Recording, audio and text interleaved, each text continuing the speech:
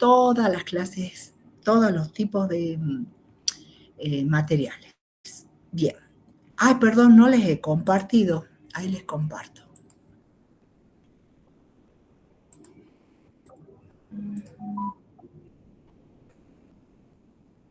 Bueno, ahí les comparto y... Pucha, ¿dónde está esto? Ahí está. A ver, admitir.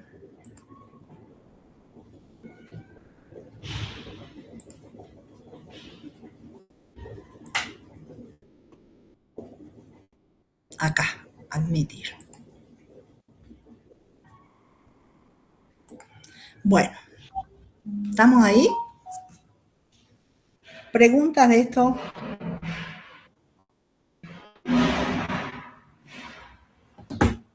¿Preguntas? ¿Dudas? No, profe. Bueno, acá les muestro. ¿Ven ese esquema? Es un esquema de distribución de las frecuencias de los materiales. Ay, sí, esperen que tengo que admitir. Admitir. Listo. Volvamos. Es la misma curva mirada como con una imagen especular la una del otro.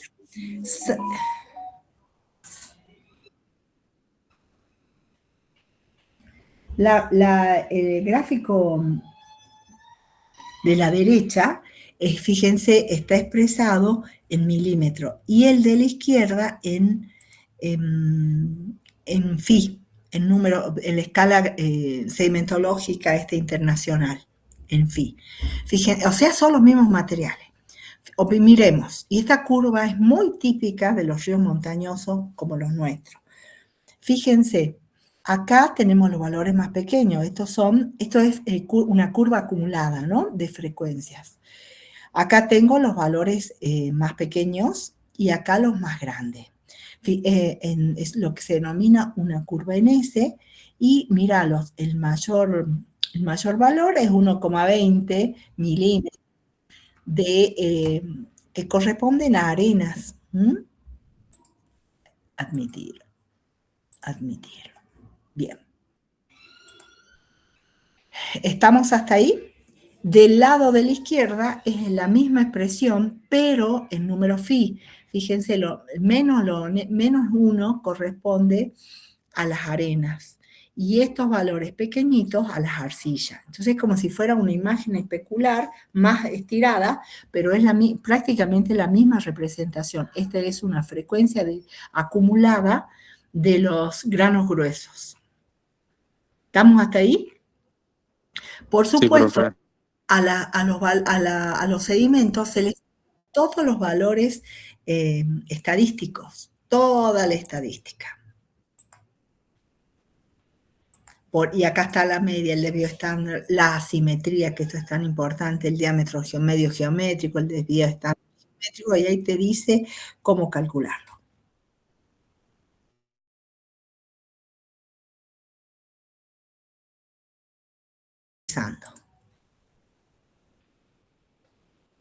Bueno, y ahí está la explicación. De acá se sacan unos índices granulométricos.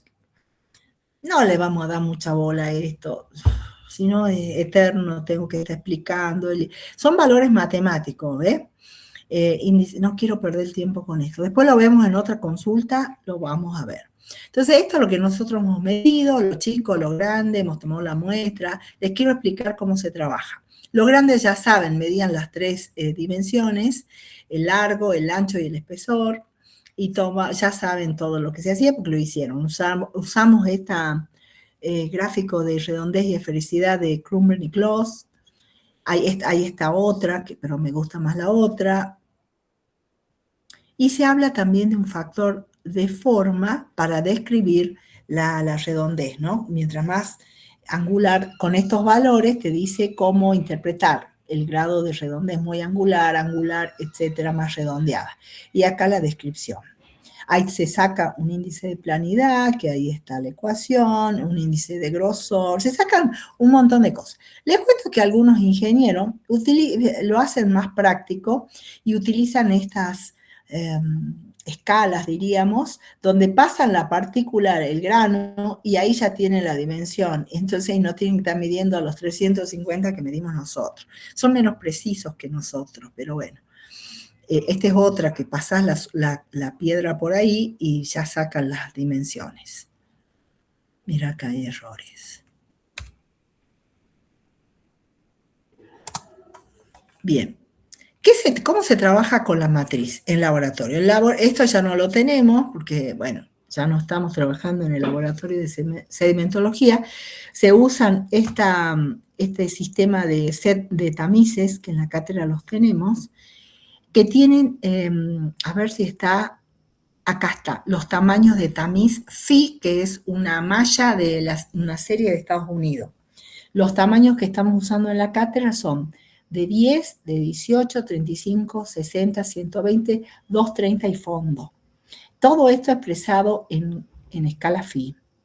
Y acá te dice que son, los 10 corresponden a los sábulos, que veíamos también que le llamábamos gravillas o gravas, los 18 arenas muy gruesas, 35 arena gruesa, los 60 arena mediana, 120 arena fina, 230 arena muy fina, y en el fondo irían todas las pelitas, y las pelitas incluyen los limos y las arcillas.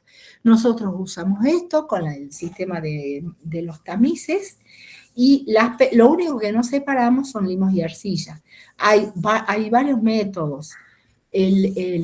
Uno puede ser con el pipeteo, yo lo he probado, no funciona. También se puede mandar a laboratorios de Buenos Aires que trabajan espectacularmente y te separan limos de arcilla.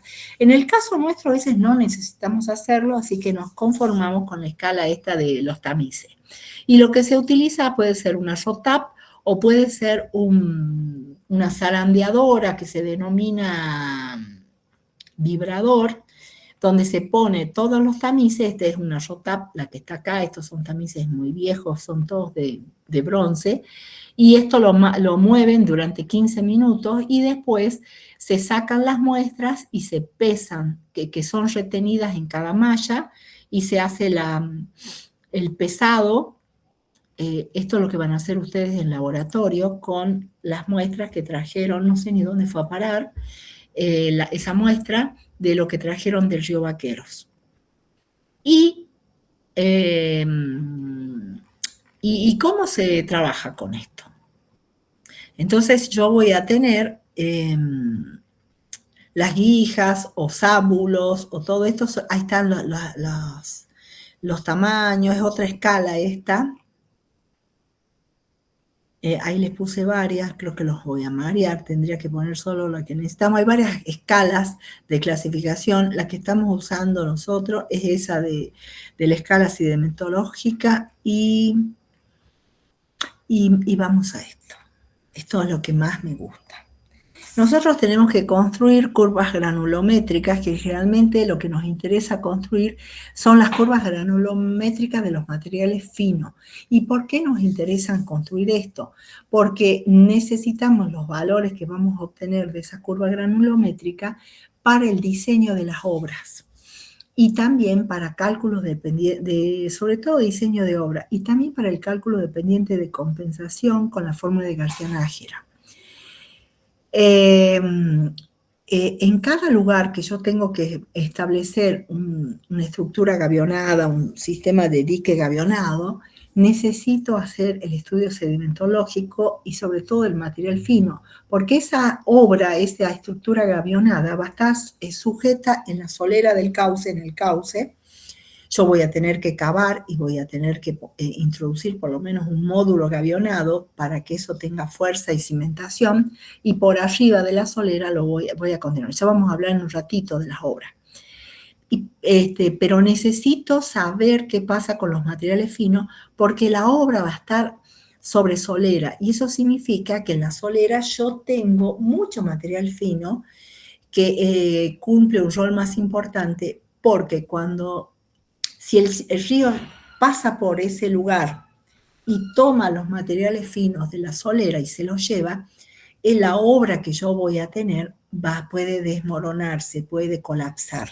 Entonces, por eso es importante hacer el estudio sedimentológico y ya veo cómo tiene que ir la obra, qué material se pone, ya lo vamos a ver en un ratito. Vamos a explicar un poquito las curvas que se obtuvieron. Estas curvas son también de Basile, son todas del río, ustedes complétenlo, del río Paraná. El Basile trabaja ahí en la Universidad de Rosario, así que él trabaja sobre el río Paraná. Fíjense, acá tenemos las curvas en S, y que en este caso todos los materiales son finos, porque va desde arcilla hasta arenas. Entonces es una típica curva en S. ¿Qué ríos piensan ustedes o si no, qué parte del río puede tener una distribución en S, acá en el NOA? ¿Alguno tiene una idea? Estamos hablando de materiales que van de arcillas a arenas. ¿El Bermejo? El Bermejo en parte media, en parte baja.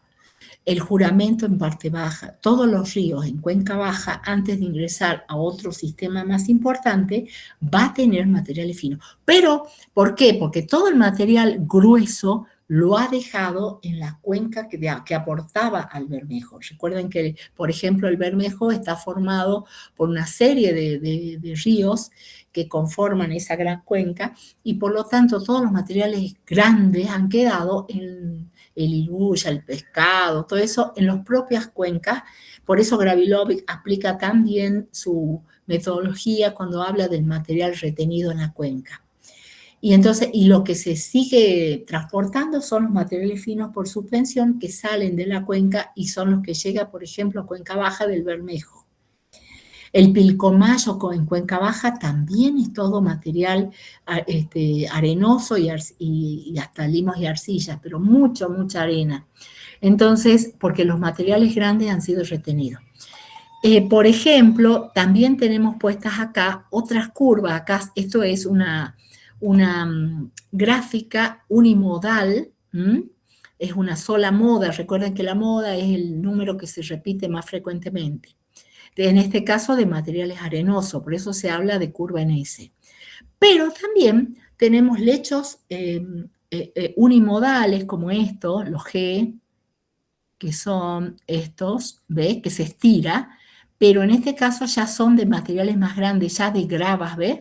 Gravas que van, en este caso, de 110, 130, 140 más o menos, hasta valores de arcillas. Pero es una sola curva. Pero además se presentan como materiales bimodales, acá por ejemplo, que significa que se generan dos modas. Vamos a ver esto. Una moda que está acá y una moda que está acá. Acá sería de materiales finos, donde la moda estaría, por ejemplo, en el 1, en diámetro de arenas. Y en este caso, la segunda moda en gravas o clastos de 100 milímetros. ¿Ven? Por eso se habla de una curva bimodal. Esta es unimodal arenosa, esta es unimodal de gravas y esta es una bimodal de gravas y arenas. ¿Se entiende esto, chicos? Sí, profe. Y bueno, él trabajó sobre todo en distintas partes del río Paraná principalmente, y estos son los resultados de sus investigaciones, solo que por ahí faltó explicarlo un poquito más. Estas distribuciones, después se saca su valor de distribución, el modelo matemático, porque es importante darle un modelo para poder identificar. Cada río tiene su modelo. Bueno, entonces tenemos que con el material fino que nosotros lo hemos tamizado. ¿Y qué hacemos? Podemos usar Excel y podemos usar un programa que se llama Anagra, diseñado por Brandan, que es un geólogo de acá de esta universidad, para la interpretación. Bueno, acá están esos son los tamices que nosotros tenemos en la cátedra y estos son los que me prestaban a mí los geólogos. Bueno, distintas tablas, yo creo que los mareo con esto. Ya voy a tener que poner una sola. Yo lo que quiero obtener con los materiales fines es porcentaje de peso acumulado. Y eso se hace pesando los valores que tengo en cada tamiz y acumulándolos. Es decir, voy sumando lo que va quedando, hago una tabla y voy generando los materiales acumulados, y después que tengo la curva de materiales acumulados, lo que hago lo paso a porcentajes. Entonces, porcentaje de pesos acumulados, y con eso va en el eje de las X, y arriba en el eje de las ordenadas es porcentaje de peso acumulado, y abajo son los diámetros. Bien, ¿qué nos interesa de los materiales? El tamaño, la distribución, la continuidad, la densidad, etcétera, etcétera. Esto no le den bola.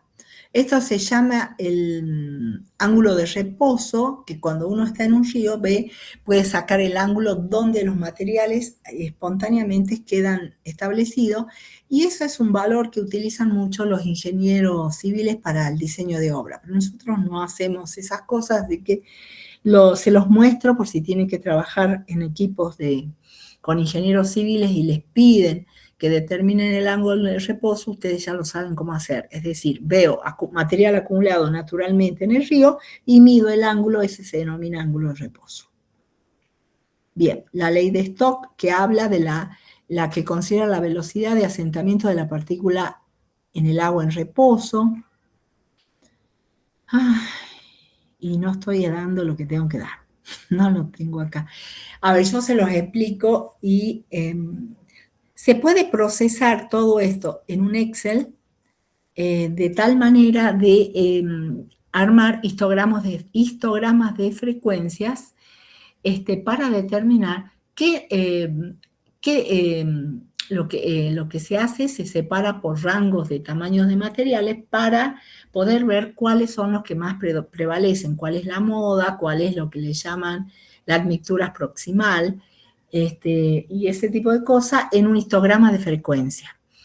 Es lo primero que construyo, y después hago el porcentaje de peso acumulado, ya una curva de los materiales que yo estoy analizando. Eso lo van a hacer ustedes en el práctico. ¿Qué otra cosa? En el caso de los materiales gruesos, yo hago clases diamétricas de los materiales, considerando los tamaños de materiales, ya lo tenemos estipulado, y voy poniendo la frecuencia. Entonces, en materiales gruesos tengo porcentaje de frecuencias acumuladas de materiales, y voy a tener otra curva, o sea, una curva granulométrica de los pesos de los materiales y una curva granulométrica de la frecuencia. Una es para material grueso y la otra para los materiales pequeños.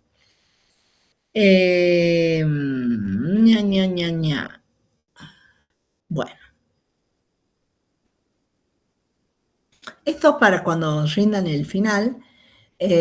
Hay una fórmula para estimar la carga de fondo de los materiales que arrastra un río, y se aplica una fórmula que se llama Meyer-Peter-Müller, y tiene en cuenta todo esto, y lo que se quiere determinar el caudal sólido establecido por esto. Este es me sale ahora, el esfuerzo cortante del río. Ya les explico un poquito de qué se trata. Esta es la velocidad media del agua, este es el ancho del cauce, este es el coeficiente de concentración de los materiales en suspensión, el diámetro de 50, ¿ves? Para que necesitamos, entre otras cosas, el diámetro de 50 que sale de la curva acumulada. Veamos qué es cada cosa. Ay, no me sale ahora cómo se llama esto. El esfuerzo cortante o fuerza de arrastre inicial es un valor, un parámetro de la corriente que se estima con una fórmula matemática. A ver si la tenemos acá. No. Que acá está. No, pero este es el peso específico. No. Ya lo había puesto. Bueno, en algún lado debe estar. Es fácil eso. A ver si lo encuentro. Acá está. El esfuerzo cortante es una capacidad que tiene el río para transportar materiales que depende directamente del peso específico de los materiales, del radio hidráulico y de la pendiente del cauce. Entonces, de esta manera yo puedo establecer, es un valor que tiene el río y lo puedo calcular. Esto no lo vean, no lo voy a pedir. De acá sale lo que es la curva de Gill. Bueno, curva de Gill se los debo. Cuando vayan a rendir el final, se los explico en detalle, porque si no, no voy a terminar. Bien. Esto ni lo pido, así que ni se los voy a explicar. Se me fue la mano cuando estaba escribiendo y me puse en detalles que no son tan importantes. Vamos a hablar de las obras. Así ya tengo una idea de cómo trabajar. Los materiales gruesos se trabajan en Excel, lo van a hacer con la Mili, pero se los tiene que acomodar en una tabla. Y donde va en primer lugar la longitud, en segundo el ancho y en tercer lugar el espesor, la litología y las esfericidades o redondez. Y se establece, puedo aplicar también un Excel para también hacer histogramas de frecuencia para ver qué es lo que predomina. Bien, quiero explicarles ahora lo de las obras.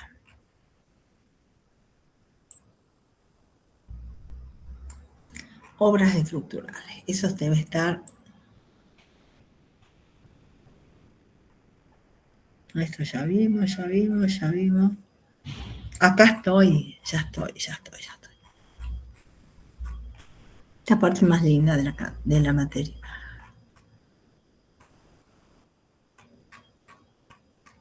Siempre llegamos con muy poco tiempo para esta parte que es la más importante.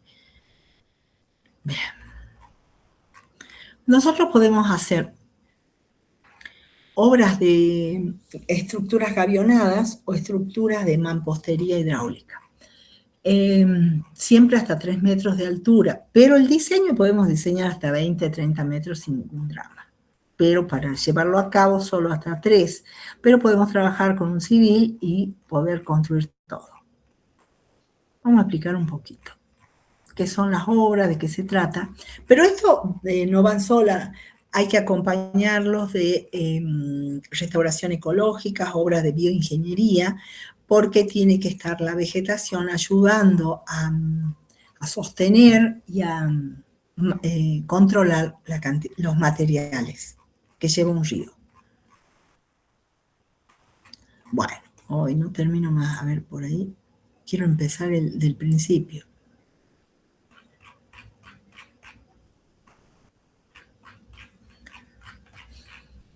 Sí, esto es parte de la materia.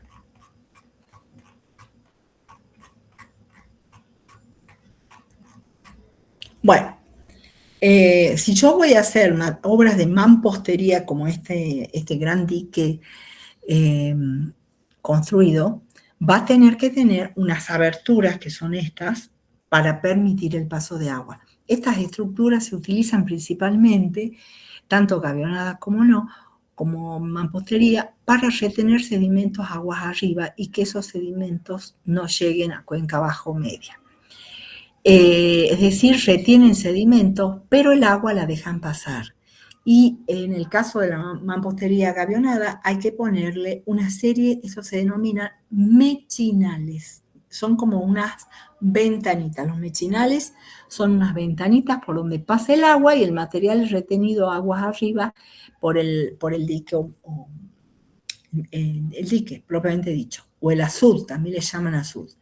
Esto que veo acá es el vertedero del dique.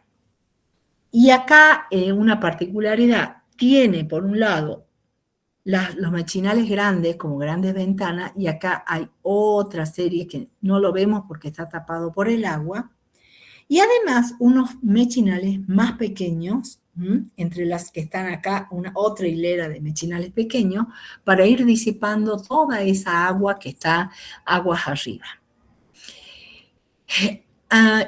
Personalmente, yo prefiero el uso de materiales gavionados, de lo que se llama gaviones, porque esos gaviones están formados por alambre, ¿cómo se dice? Alambre tejido galvanizado, que en manera de prismas, y que su interior está lleno de rocas de distintos tamaños. A ver, yo les voy a dejar de compartir, les voy a mostrar algo.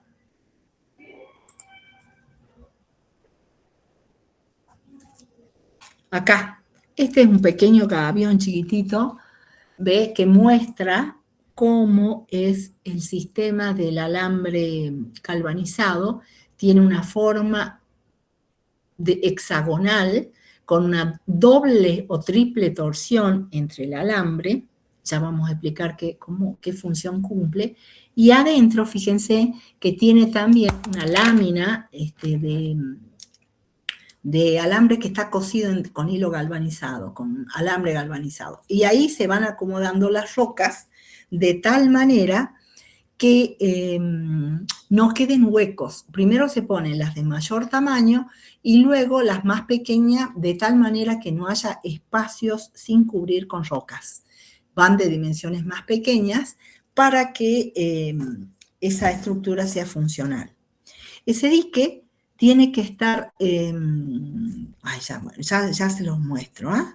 Espera que quiero tapar esto. Ese dique tiene que cumplir una serie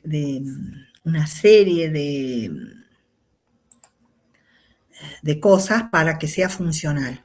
A ver, vamos a ir directo a los diques, que es lo más importante. No tengo mucho tiempo, chicos. Esta es prácticamente la última clase. Entonces, lo que queda de la teoría lo veremos en clases de consultas antes que rindan, porque se nos acabó el cuatrimestre. La semana que viene prácticamente feriado, no hay más clases. Creo que el martes tendrían una clase. Creo que la Mili ya les pasó un pequeño, es cómo va a ser. A ver, ahí vemos un dique funcional en un cauce fluvial o en una cárcava. La característica es que tiene que tener sí o sí un vertedero. Esto está incrustado en la montaña y en la base del río, de la solera del río. Acá, por ejemplo, veo, esta es una estructura gavionada, acá tengo otra y otra. Cuando yo construyo un dique en una ladera o en un curso fluvial o en una cárcava, no hago uno solo, hago una serie. A veces son 15, 20, 30 diques y el diseño es para cada uno de ellos. No hago un solo diseño para un dique y lo multiplico por todos los diques que voy a hacer, porque tengo que tener en cuenta la pendiente del terreno y características de la obra. Hay siempre cambios de pendiente. A ver, este es como el diagrama de cómo hay que hacer los cálculos y el del diseño.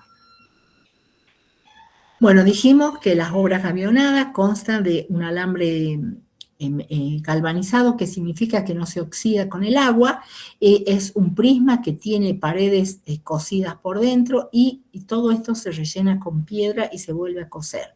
Acá está el sistema de malla hexagonal con doble torsión, que anoten, por favor, para qué sirve esa doble torsión. Si esta obra se rompe, se rompe el alambre, supongamos acá, esa doble torsión va a impedir que esto se pierda el punto, digamos, se rompa todo el resto de la malla, porque se va a quedar roto ahí y esta torsión sigue acá y esta otra acá, y la malla continúa sin romperse más.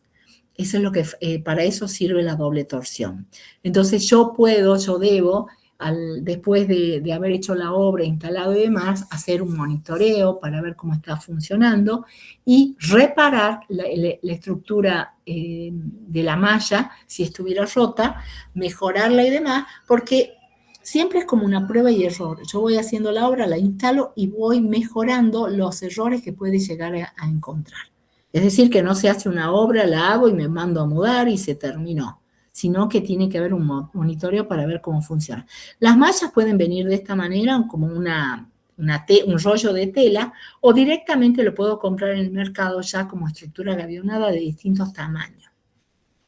Acá tengo otro tipo de dique, donde acá tiene el vertedero muy pronunciado y además tiene malla como paredes, en las paredes del cauce, porque seguramente los materiales que forman parte de esa margen son materiales de arena y ese tipo de cosas que se pueden desarmar cuando circule el agua.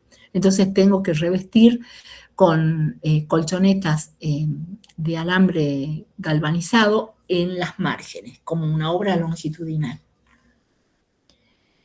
Bien, acá se ve la secuencia cómo la gente está preparando las mallas para ponerlas en este caso era cuando se estaba haciendo el acueducto sur, se estaba haciendo todo un muro que era de protección del acueducto en la llanura de inundación del río Potrero.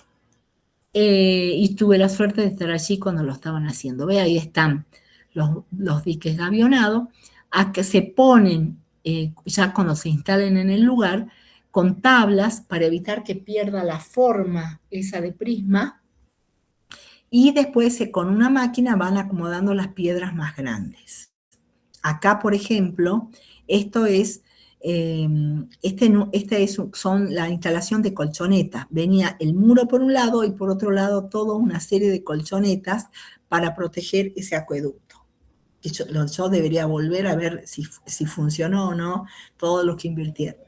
Esto que yo veo gris acá, es como una tela, una malla, que acá se lo ve, efectivamente es una tela, es un geotextil, que acá también lo estoy viendo, que tiene una malla de apertura muy pequeña que se pone, yo lo que hago es cavar en la solera del cauce con una máquina de este tipo como esa, y ahí instalo mi primer gavión.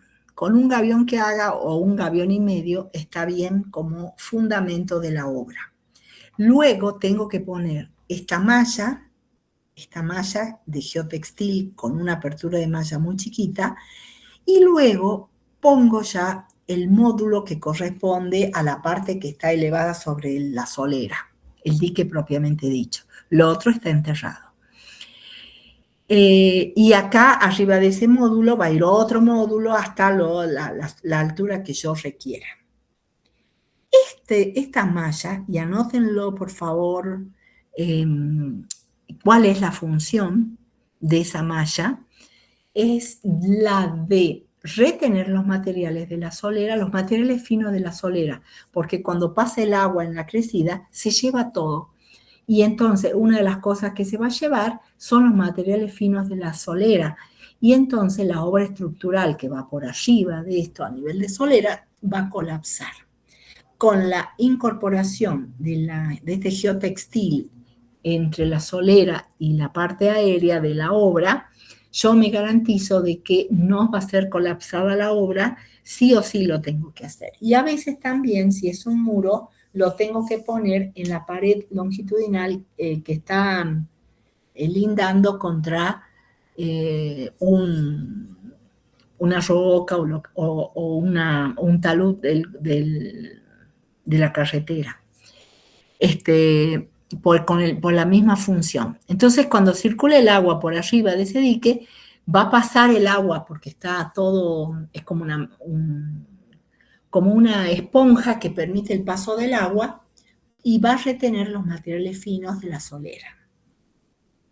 Posteriormente, esto continúa haciendo otros niveles, otros módulos, hasta completar la obra. ¿Se entendió, niños? Sí, niños, bueno, ya no son niños. ¿Chicos? Hola. Sí, profe. Sí, profe. Están durmiendo. Voy a hacer un café. También existen, y se construyen mucho, esto que estaba acá. Los espolones. Los espolones que se hacen con estructuras gavionadas, ustedes van a ver en muchos ríos de la quebrada de Humahuaca, en la quebrada de Las Conchas, camino a Tarija, hay estos que se ven ahí como prismas largos que están normalmente en cursos sinuosos. Esos se denominan estolones, son largos y están hechos de estructura gavionada. Si bien yo estoy viendo un solo módulo, por debajo también tiene que haber otros módulos que están enterrados y que también tienen su geotextil. ¿Se entiende? ¿Queda claro eso? Sí, profe. Bueno, esos espolones, la función que cumplen es evitar que la crecida del río, ese río se desplace hacia las, en este caso hacia la orilla, y por lo tanto ocasiona erosión de esto porque por arriba hay una carretera. Entonces está protegiendo toda esta estructura hecha por la gente para la circulación de los vehículos, entonces estoy protegiendo la carretera. Este está justo en una parte sinuosa y entonces tengo que hacer una serie de estolones para desviar el agua a la parte central del cauce. ¿Se entiende? Esa es la función. Ahora, esos estolones pueden hacerse perpendiculares, pero es el que menos funciona si yo lo hago perpendicular. O lo hago levemente inclinado, con un ángulo, para que funcionen de mejor manera. Esto es prueba y error, ¿no? Yo lo hago, veo cómo funciona y si resulta, veo cuando crece el río, cómo responden esos espolones y ahí yo analizo qué defectos hay, cómo se puede solucionar y la próxima vez que diseñe espolones lo voy mejorando. ¿Se entiende? Vas viendo cómo mejorar la obra a medida que crece el río. Normalmente todas las puntas de los espolones siempre se rompen porque estos crecen mucho y la fuerza del agua es mucha y rompa y sale inclusive la piedra. Entonces yo después de cumplida la temporada de lluvia tengo que volver y tengo que hacer el mantenimiento de los espolones, es decir, reconstruir las puntas de esos espolones, rellenarlos nuevamente de materiales para que siga siendo funcional, porque si no la obra va a colapsar, ya empezó a romperse y se continúa.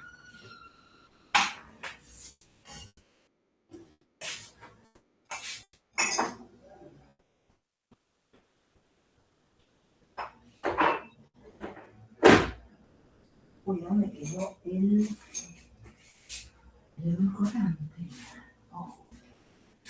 Bueno, ¿alguna pregunta de esto? ¿Se está entendiendo? Sí, profe.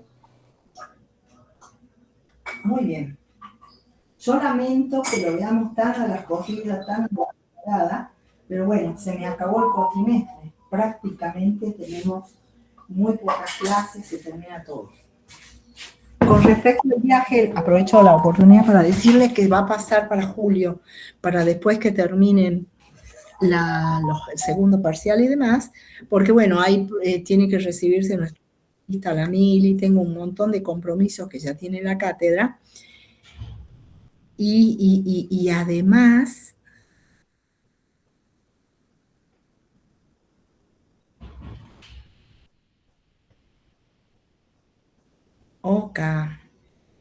y además, ¿qué estaba diciendo? Estoy contestando un mensaje, me olvidé. ¿Qué les decía? Del viaje, profe.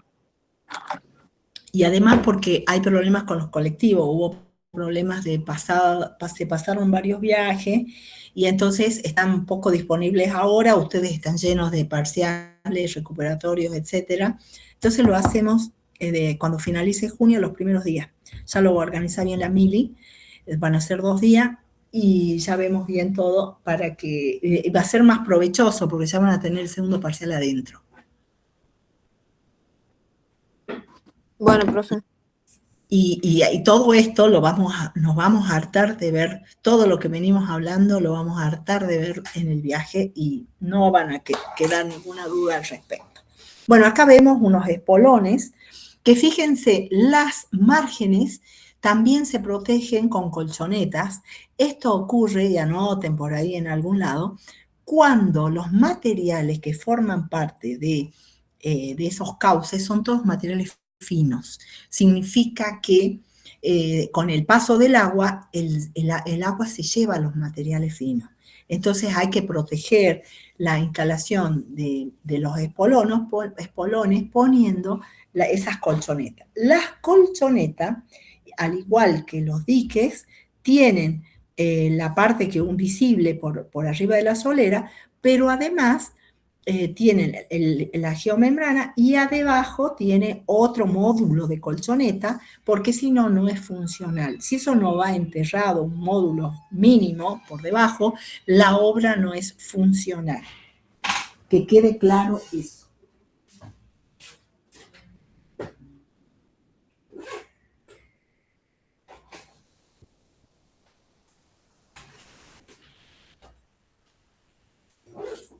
¿De acuerdo? Bueno, ¿qué más? Estoy muy a las corridas. Acá veo una serie de diques, en este caso son, no llego a ver, pareciera que fuera mampostería, no llego a ver bien, pero no, hay estructuras gavionadas, ¿viste? A los costados. Estos son diques de gran envergadura, son 7 diques guazudes, le llaman también, con sus respectivos mechinales. Pero esto están las estructuras gavionadas en las márgenes, pero los diques son de mampostería. Bien. Otras obras que se construyen con los gaviones y son muy funcionales son estos muros que están en carretera o en laderas, en base de ladera, para sostener las laderas. Esto es una obra que se usa muchísimo y es mejor cuando es gavionada que si fuera una mampostería sólida de hormigón. ¿Por qué? Porque acá circula agua. Todo esto llueve y circula agua, y el agua pasa la roca, la estructura de la roca, esto actúa como una esponja y circula. En el caso de si fuera mampostería y no tiene pequeños canales para que salga el agua empuja contra la obra y la rompe, la puede partir. Entonces, yo prefiero mucho, aparte es más barato, la estructura gavionada y es más funcional porque inclusive cuando se deforma es flexible, mientras que un dique fijo o un muro fijo se parte, se rompe y se cae. Bien. Hay escalones, se pueden hacer escalones en los cauces, se hacen disipadores de energía. Esto está tomado en los ríos de Córdoba para disminuir la velocidad de la corriente. Y esto es obra, las benditas trincheras que nosotras vemos cuando vamos por la ruta esta de la quebrada de Humahuaca. Lo que se hace es lo siguiente. Esto que es una línea es todo un muro gavionado. Y luego se cava acá un pozo que se trinchera, porque yo lo estoy viendo en un corte transversal, pero esto sigue longitudinalmente. Es como su nombre lo indica, una trinchera. Y todos los materiales de ladera van cayendo y se acumulan por detrás del muro dentro de la trinchera. Y acá está la carretera. Bien, eso es la función que cumple y está perfecto.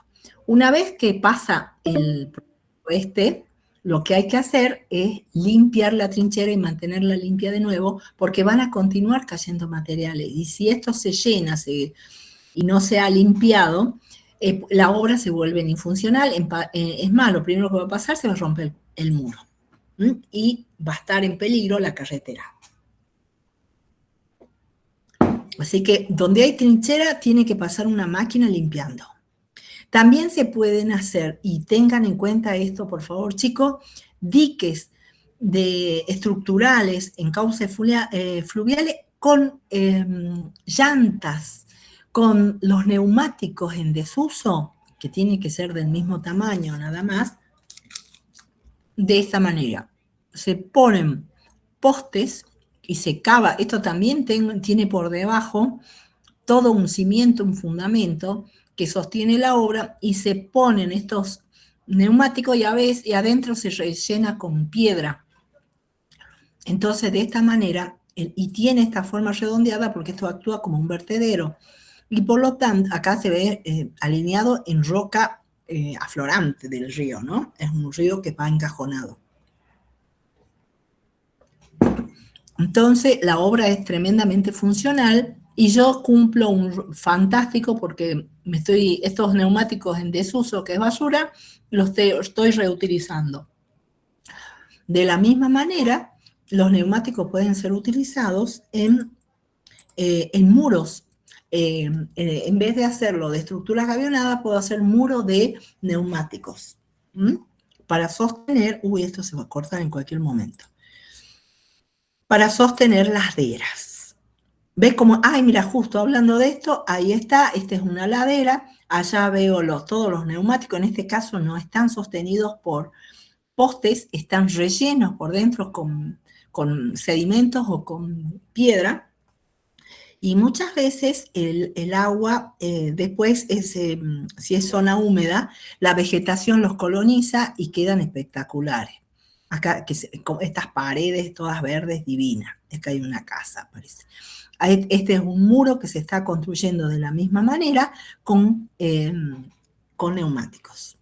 Después, estas son mallas o barreras, pero son infuncionales acá.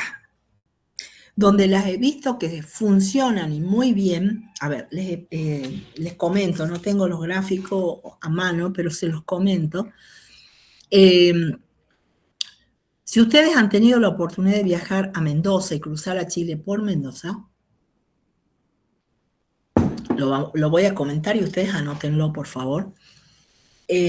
Van a tener inclusive por San Juan, van a tener la posibilidad de ver cómo las carreteras atraviesan túneles, muchos túneles, 11, 12, 15 túneles, y a veces completos o semitúneles.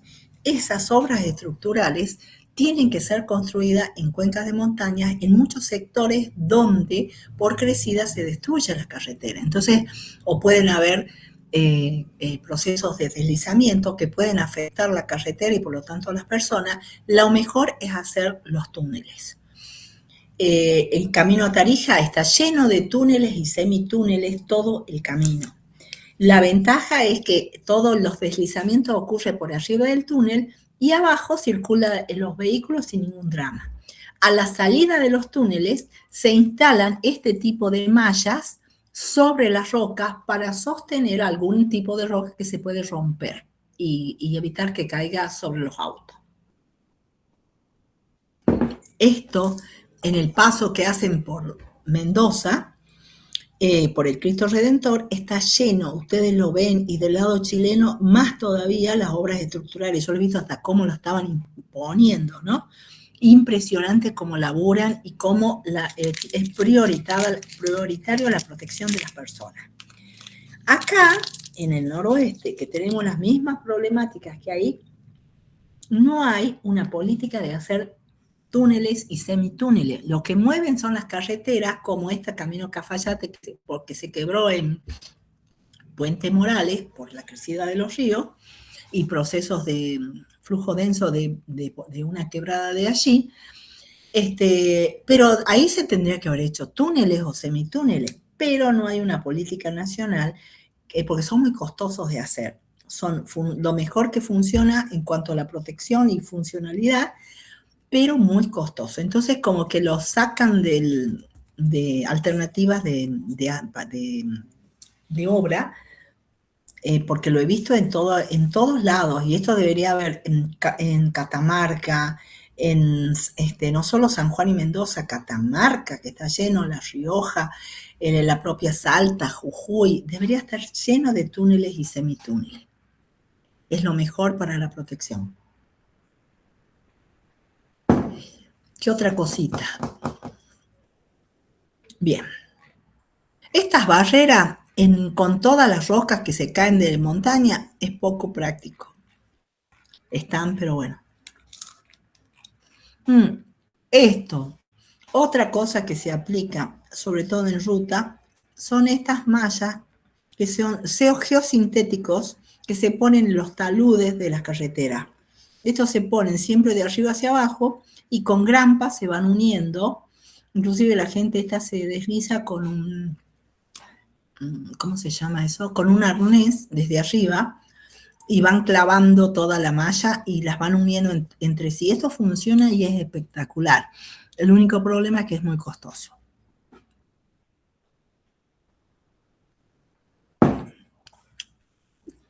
En muchas laderas de mucho material suelto, esto funciona, pero más que bien. También hay estas barreras de paja, de materiales de enramadas y ese tipo de cosas, se usan mucho. ¿Qué otra cosita? Me están faltando varias cosas para darles. Preguntas mientras busco.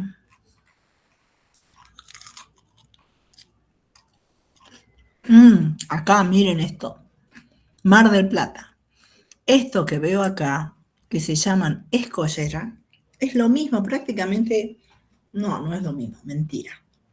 Es parecido.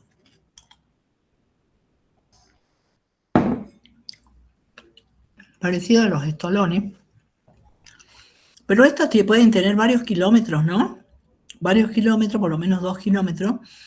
Y las unidades que no son de material de gavionado, son unidades gigantescas de bloques que tienen 2-3 metros cada una y se apilan una arriba de otra que por el peso se sostienen entre sí y funciona la obra. Las escolleras, que se ponen en la costa, es para disminuir el oleaje del mar hacia las playas y evitar la erosión y aparte favorecer la recreación, la actividad recreativa. También se pone en las zonas costeras para cercana a los puertos de desembarco de todo lo que es granos y demás, ¿no? Es muy costoso. Yo he tenido oportunidad de estar ahí. Vos te podés tirar en una de las rocas a tomar sol fácilmente y sos feliz de la vida. Y mucha gente se mete por ahí para hacer buceo o para hacer surf y demás. A mí me gustaba meterme ahí cuando las playas de Mar del Plata estaban llenas y evitar la gente. Bueno, puede llegar que les pase que tener que asesorar este tipo de cosas en lugares de costa, ¿no? Y al respecto, ya que vi la foto esta, les comento lo siguiente. Ya de una serie de 20 años atrás, que se viene hablando de la erosión de las costas del mar argentino, de las playas de Brasil, Uruguay. Esto viene ocurriendo de hace, como le digo, 20 años atrás, que yo lo vengo observando, y el mar va avanzando hacia la ciudad. Esto ocurre por los que se van derritiendo los hielos y el nivel de las aguas ha aumentado. Entonces, en muchas playas de la Argentina, de la costa bonaerense, se rellenan todos los años con toneladas y toneladas de arenas que se traen de otro lado para reconstruir las playas y tener una buena temporada veraniega porque se llena de turistas.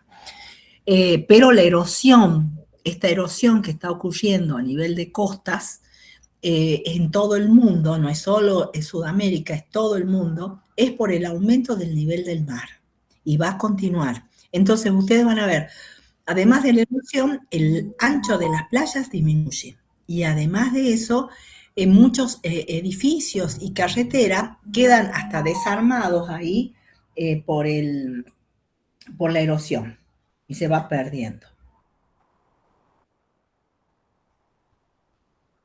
Sí.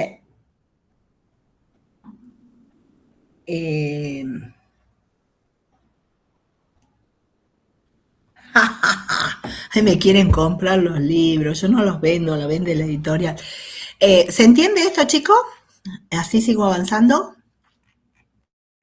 Sí, profe. Sí, profe. Me falta explicarles algo muy importante, voy a ver si lo consigo encontrar. Esperen, a ver, mira, estos geotextiles divinos, que encima les ponen unas semillas y después brotan, bueno, tiene que haber agua, yo tengo que regarlo. Ves que ahí se ven engrampados y ahí como que está abierto, y entonces a veces si son orgánicos los geosintéticos, y no es material inorgánico, esto se desarma y esto coloniza perfectamente las laderas. Anda, este es otro tipo de geosintéticos que existen, hay una gran variedad hasta de plástico. Nosotros usamos mallas de alpillera y mallas de media sombra y funcionan muy bien.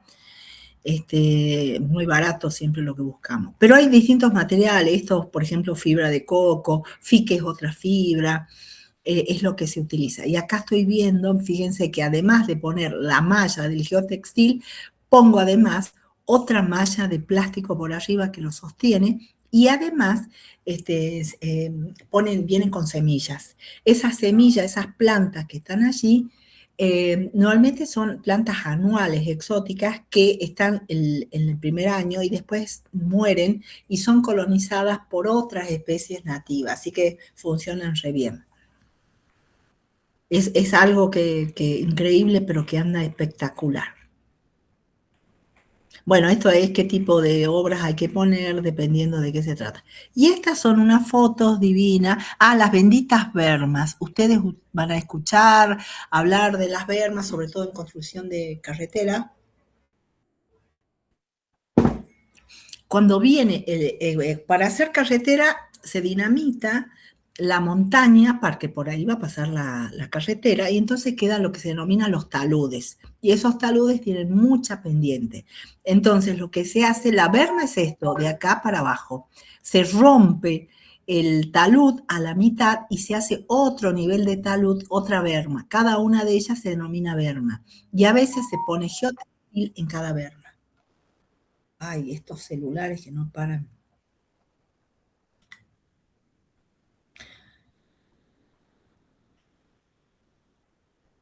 Ay, no sé. Bien. No he llegado a lo que quiero explicarles. Bueno, ya hablamos de berma, hay otras que se hace terrazas y canales en ladera, esto es muy, muy común. Acá están aplicando en una berma, están poniendo planta por planta para revegetar todo este talud que quedó expuesto. Esto se hace en lugares donde berma se escribe con B larga, así que en lugares que muy húmedos, donde llueve mucho, porque este material que están viendo es muy fino, se lo va a llevar como talco más o menos, entonces se reviste se plantan las plantas, valga la redundancia, y se riega. Y acá está, esta es una berma y estoy viendo cómo la aplican, ¿ves? Van a poner plantita por plantita, bien bonita, bien laburo, y acá ya cuando ha crecido. Esta es la trinchera. Bueno, muros, ¿cómo se hacen? De protección. Ah, y acá está, si alguna vez lo escucharon, el bendito vetiver, que todo, el Felipe no hablaba de Rivelli, del vetiver, era la solución magistral.